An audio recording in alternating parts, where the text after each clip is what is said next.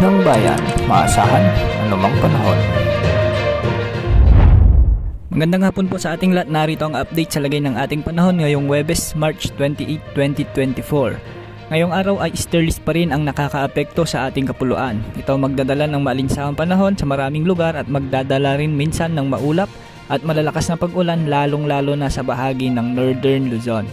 Kahapon nga ay nakaranas ng malalakas na pag-ulan ang malaking bahagi ng Northern Luzon at Central Luzon dahil sa epekto ng easterlies at ng malawakang severe thunderstorms. Sa ngayon, posibleng makaranas ng mga pag-ulan ang probinsya ng Abra, Kalinga, Apayao, Cagayan, Benguet, Mountain Province, Isabela, La Union, Pangasinan, Zambales, Quezon, Aurora, Pampanga, Tarlac at Nueva Vizcaya lalo na sa mga susunod na oras.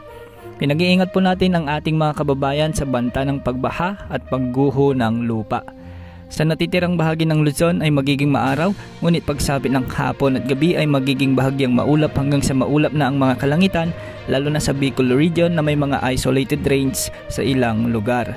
Sa Palawan ay asahan naman ang bahagyang maulap hanggang sa maulap na kalangitan na may mga isolated rains sa may southern Palawan, lalo na sa bahagi ng Culacian, Rizal at Quezon, at ito ay dahil sa mga localized thunderstorms.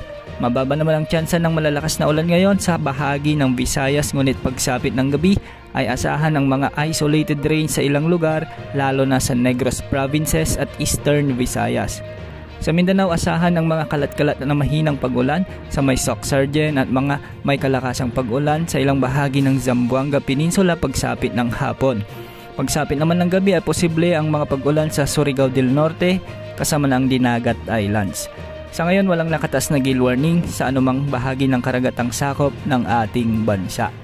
Base naman sa latest wind forecast, wala namang nakikita o namomonitor na anumang sama ng panahon na posibleng pumasok sa ating Philippine Area of Responsibility hanggang sa mga susunod na araw at linggo.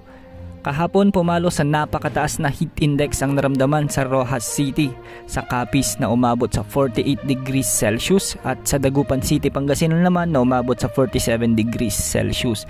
Danger level na ito kung ituring ng Pag-asa. Ngayong araw posibleng pumalo muli ang heat index sa 47 degrees Celsius sa may Puerto Princesa City at Aborlan sa Palawan.